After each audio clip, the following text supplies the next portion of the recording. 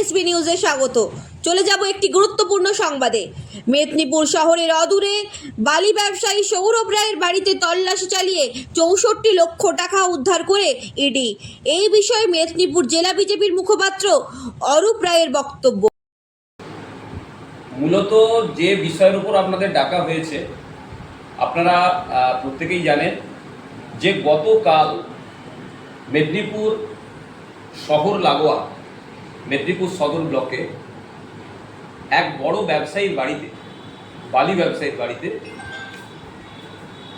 ED আধিকারিকরা তদন্তের জন্য এসেছিল।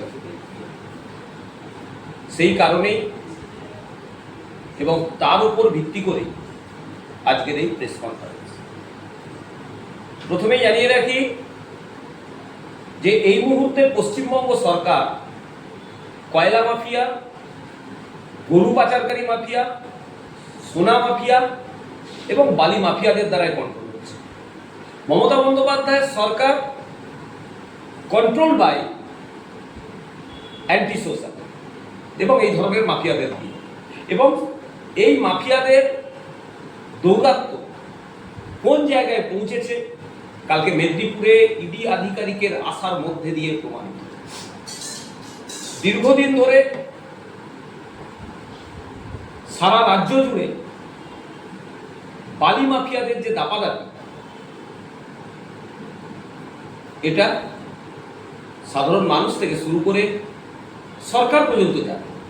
সরকারের প্রচ্ছন্ন মদতে আজকে নদী থেকে বেআইনিভাবে বালি তোলা, ওভারলোডিং বালি, এবং যে পরিমাণ সিইও কাটা হয় তার থেকে অনেক বেশি বালি তোলা হয়।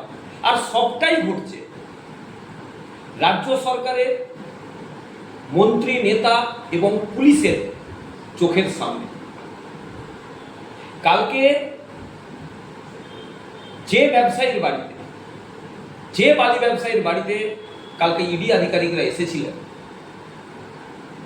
আমি একদম দাবি করে বলছি, পশ্চিম মেদিনীপুর জেলার পুলিশ সুপার, ওনার অফিস থেকে মাত্র 1.5-2 কিলোমিটার দূরে একজন বালি চোরা কারবারি, বালি মাফিয়া থাকে। উনি জানতেন?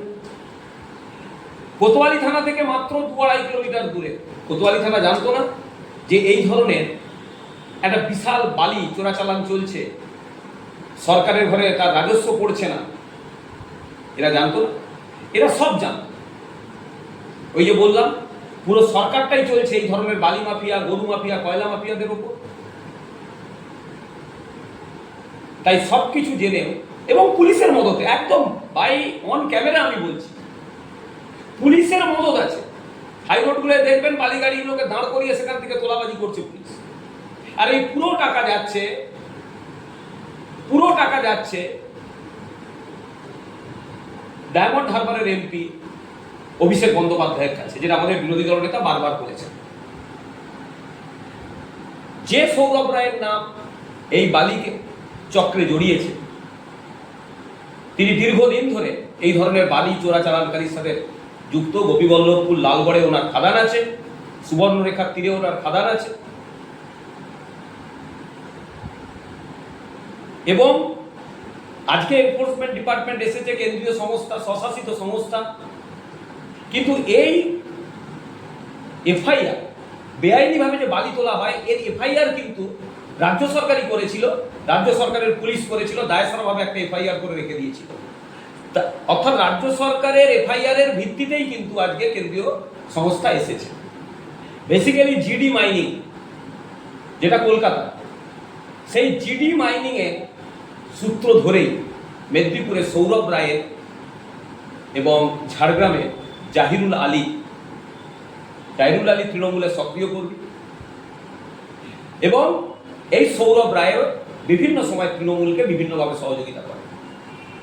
তো জিডি মাইনিং এর সূত্র ধরেই মেদিনীপুরে আসা, এবং এসে যে জিনিস তদন্ত করতে গিয়ে এনফোর্সমেন্ট ডিপার্টমেন্টের অফিসাররা দেখলেন বিপুল পরিমাণ টাকা উদ্ধার হয়েছে। শুধু সৌরভ রায়ের বাড়ি থেকেই উদ্ধার হয়েছে প্রায় 64 থেকে 65 লক্ষ টাকা। আর যে জাহিরুল আলী 2 বছর আগে সামান্য একটি সাইকেল সারাইয়ের মিস্ত্রি ছিল, সেই জাহিরুল আলীর বাড়ি থেকে 25 লক্ষ টাকা উদ্ধার হয়েছে। টোটাল প্রায় 90 লক্ষ টাকা নগদ উদ্ধার হয়েছে।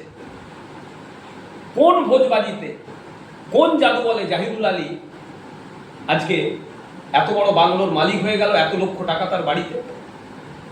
যদি একজনের বাড়ি থেকে 65 লক্ষ টাকা ক্যাশ উদ্ধার হয়, তাহলে তার বাড়িতে অ্যাসেট কতটা আছে, কাইন্ডস কতটা আছে একবার ভেবে দেখুন। গোল্ড কি আছে, জমি তার নামে কি আছে, থাকাটা স্বাভাবিক। যার বাড়িতে এত পরিমাণে লিকুইড ক্যাশ থাকতে পারে, সব কিছু কিন্তু এরা জানত। এবং আজকে সকালের তথ্য অনুযায়ী যতটুকু জানতে পেরেছি, ইডি দাবি করেছে যে এখনো প্রচুর পরিমাণ টাকা উদ্ধার হওয়ার সম্ভাবনা আছে। অর্থাৎ পশ্চিমবঙ্গে মমতা বন্দ্যোপাধ্যায়ের নেতৃত্বে, অভিষেক বন্দ্যোপাধ্যায়ের নেতৃত্বে যে দলটা চলছে, যে সরকারটা চলছে, এই সরকার যে চোরেদের সরকার, এই সরকার যে বালি মাফিয়াদের সরকার, আজকে বিগত বেশ কয়েক বছর ধরে সেটা আমরা দেখতে পেয়েছি। এই সরকারের একের পর এক নেতা কর্মী যারা বালি চুরিতে, যারা কয়লা চুরিতে, যারা গরু পাচারে জেল খেটেছে, তার সাথে নতুন সংযোজন হলো মেদিনীপুর শহরে সৌরভ রায়ের নাম এবং জাহিরুল আলীর নাম, ঝাড়খণ্ড। এই বিষয়টাই আমাদের কাছে বলা যে পুলিশ কি জানতো না? এ বিষয়ে আমাদের বিরোধী দলনেতা বারবার বলেছেন, বাই নেম বলেছেন কিছুদিন আগে এসে, সেটা কিন্তু আজকে সত্য প্রমাণিত হল। একটা ভয়ের বাতাবরণ পশ্চিমবঙ্গে তৈরি করা হয়েছে। সরকারের এই সমস্ত অন্যায়ের বিরুদ্ধে যারা বলবে, সরকারের মদতপুষ্ট এইসব মাফিয়াদের বিরুদ্ধে যারা বলবে, তাদেরকে হয় পুলিশ দিয়ে তুলে নিয়ে গিয়ে হেনস্থা করা হবে, নয়তো তৃণমূলী গুন্ডাদের লাগিয়ে তাদেরকে গুম করে দেওয়া হবে, নয়তো খুন করে দেওয়া হবে। বিভিন্ন জায়গা থেকে আমাদের কাছে তথ্য আসছে, ভাদুতলা থেকে পিড়াকাটা রাস্তাটা, এই রাস্তায় এই ধরনের মাফিয়াদের গুন্ডা বাহিনী দিনের পর দিন ওই এলাকায় অত্যাচার চালিয়েছে, যার সাথে সৌরভ রায়ের নাম জড়িয়ে গেছে। কিসের জন্য এই গুন্ডাগর্দি? তার মানে এই ধরনের বেআইনি ব্যবসা, বেআইনি বালি ব্যবসা যাতে নির্বিঘ্নে হয়। পুলিশ জানতো না এগুলো, এসপি জানতো না, আইসি জানতো না। আসল কথা, এই বেআইনি ভাবে বালি পাচারের অর্থ পুলিশের সহযোগিতায় যেত মমতা বন্দ্যোপাধ্যায়, অভিষেক বন্দ্যোপাধ্যায়ের কাছে, একদম। না হলে আজকে আপনি বলুন তো, রাজ্যের শিক্ষামন্ত্রীর ঘর থেকে 65 কোটি টাকা উদ্ধার হয় কি করে, তার আর তার প্রেমিকার বাড়ি থেকে? এক প্রাক্তন খাদ্যমন্ত্রী জ্যোতিপ্রিয় মল্লিক জেল খাটে কি করে? অনুব্রত মণ্ডল গরু পাচার কাণ্ডে জেলে যায় কি করে? তৃণমূল যতই সাফাই দিক, পুলিশ যতই বলুক, আজ এটা জলের মতো পরিষ্কার যে পশ্চিমবঙ্গে পুলিশের ভূমিকা তোলাবাজি এবং মাফিয়াদের সাথ দেওয়া এবং মমতা বন্দ্যোপাধ্যায়কে বেআইনি এই রোজগারের টাকা পাঠানো। আইনের শাসন প্রতিষ্ঠা করার জন্য পশ্চিমবঙ্গের পুলিশ নেই। যদি আইনের শাসন প্রতিষ্ঠা হতো, এসপি অফিস থেকে মাত্র 2 কিলোমিটার দূরে এত বড় বালি মাফিয়া বসে আছে, বালি মাফিয়া চাই বসে আছে, অথচ পুলিশ সেটা জানতো না। এটা কেউ বিশ্বাস করবে না।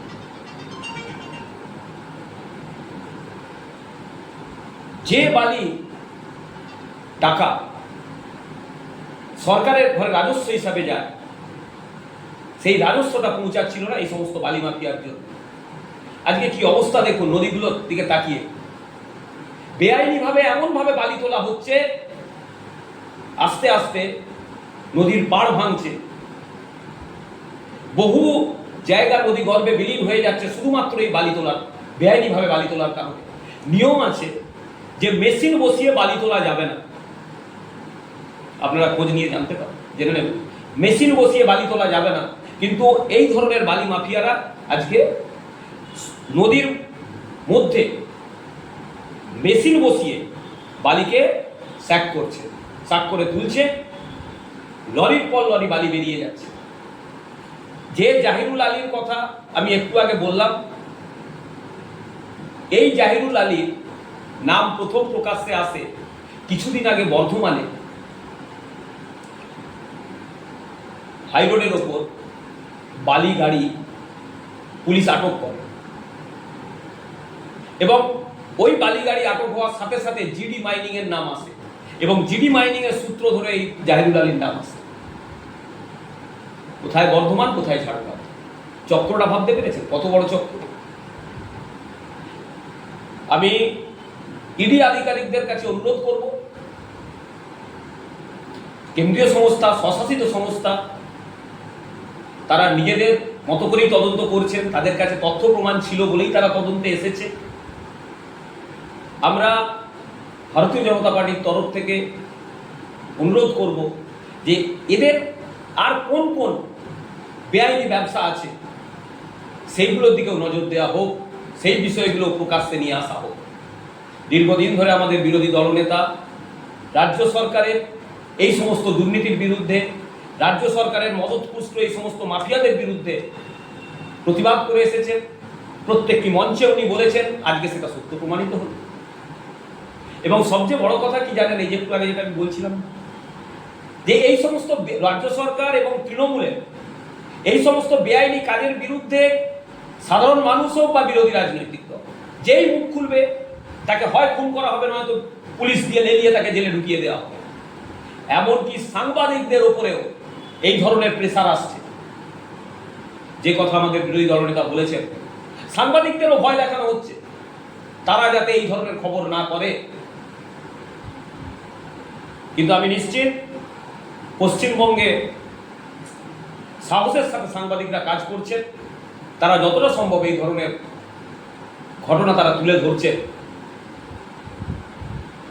এবং আশা করব আগামী দিনে সাংবাদিকরাও তাদের সঠিক ভূমিকা পালন যেমনভাবে করছেন সেভাবেই করবেন। আর একটা দাবি আমি দলের তরফ থেকে রাখব,